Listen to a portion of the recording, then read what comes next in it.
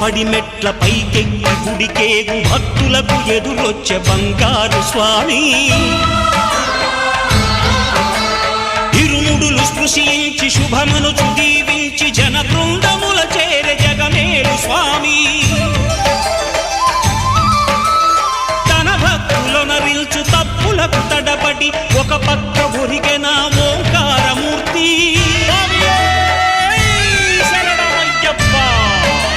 స్వాములందరూ తనకు సాయము కాగా ధీమంతుడై లేచే ఆ కన్య స్వామి పట్టబంధము వీడి భక్తతతికై పరుగు పరుగున వచ్చే భూమిపైకి నరుడై